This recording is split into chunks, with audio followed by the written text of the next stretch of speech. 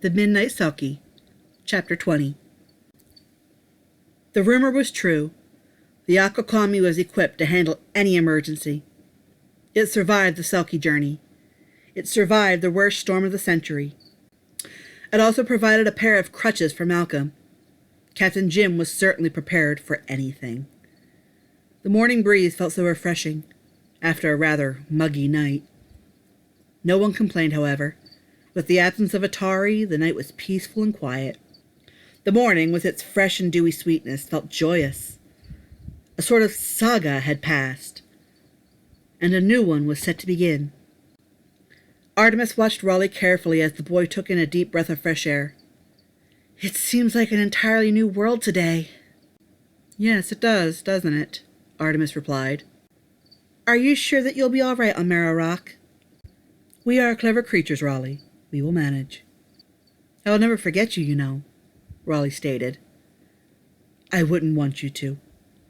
It is my pleasure to have met you. As far as you are concerned, you needn't ever fear the water again. My brethren would not allow the sea to swallow my son." "But Artemis, I'm not your—" He stopped short. He then grew a bashful smile. "Oh, I see. You are quite a special sort of person. I feel it is most proper.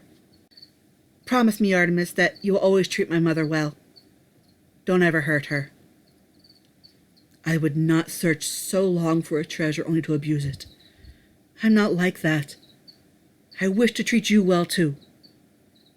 That is, if you wish." "Duh," he chuckled, which brought a smile to Artemis's face. "All hands on deck!" Captain Jim called over the intercom system. "Land ho! Marrow Rock straight ahead!" All remaining Selkies came from all places and rushed to the front deck. Even Kiana joined them, and Malcolm hobbled behind her. "We made it home!" Nemo cheered.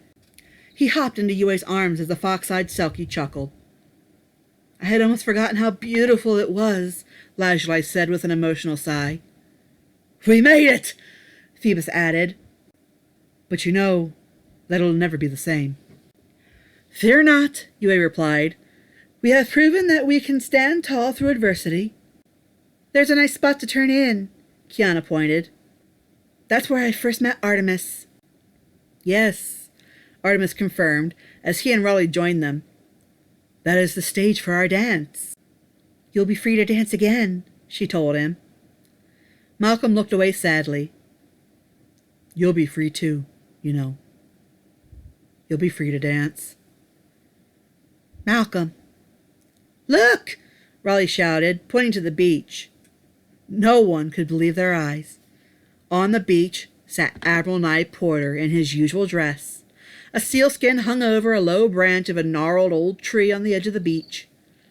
He patiently smoked his pipe as he watched them drift closer. "Morris!" he called out to them. "Your boat is broken!" "It must be if I got here first. Either that or you've gotten rather lazy." "It's the Admiral!" Raleigh cheered. "Nautilus!" Nemo chimed in. Admiral Nye Porter stood and patted the sand from his clothes. He slung his sealskin over his shoulder as he prepared to greet them. No one could believe their eyes. Once on the beach, minus Captain Jim and Malcolm, who chose to watch from the Akokami, they circled about him and touched him, as if they wanted to make sure he was no mirage. "How can this be, Nautilus?" Phoebus asked. "I saw Atari kill you." "No, you didn't," Nye laughed. "You saw me a-tumbling over a rail.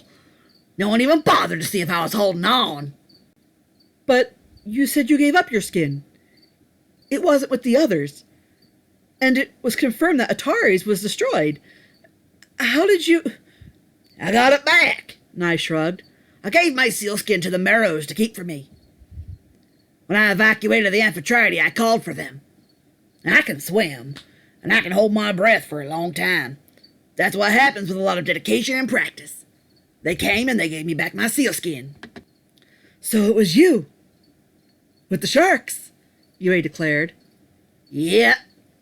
Me and them Marrows stayed near the boat. I had a feeling Atari would try something dastardly. Nemo rushed to him and threw his arms about the old man. Tears streamed down his face. Nye stroked the child's soft hair. Now, Nemo. There's no need for them tears.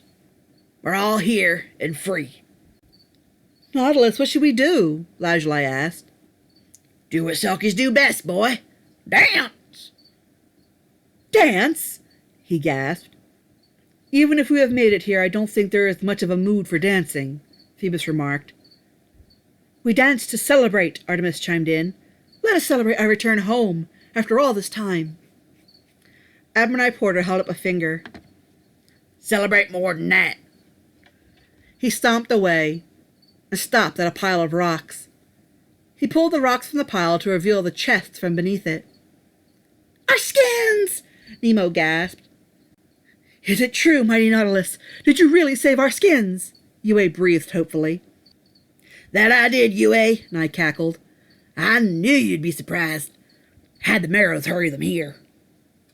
Now, he stomped past them and rummaged in the chest.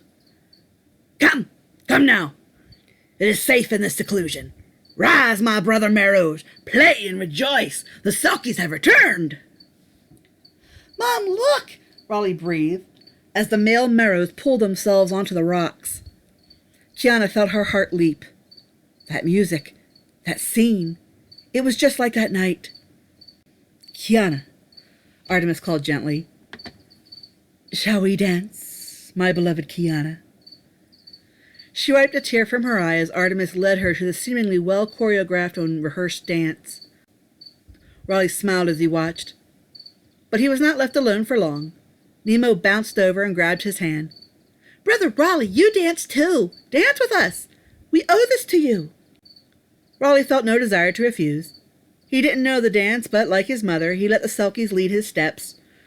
For the first time in a long time, both Raleigh and Kiana felt a genuine and true happiness in their hearts and souls. A part of them, long hidden away, was brought forth. The Selkies were free, and so were they. Waves crashed about the hull of the beautiful boat. It was the envy of every seaman in the area. The paint was flawless, and the bow held out the most magnificent figurehead. A crafted wave rose forth from the bow, painted with great intricacy. Riding upon it was a white seal.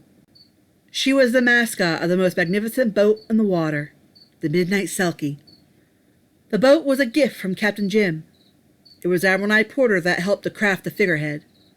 The captain of the Nautical Beauty was none other than Raleigh Stock.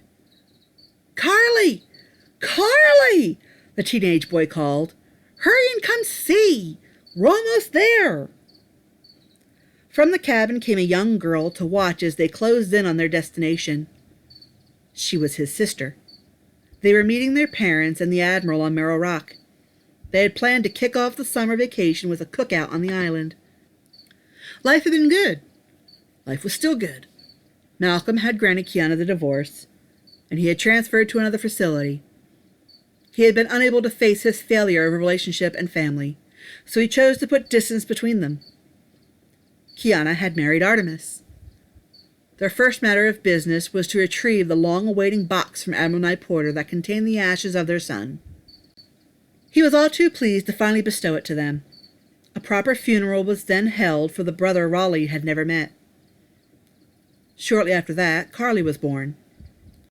The Admiral had kept his position in the lighthouse, allowing Yue to retain command of the Selkies.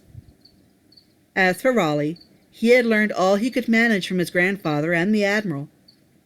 Now he owned his own wonderful boat, and he had no fears of the water or the creatures in it.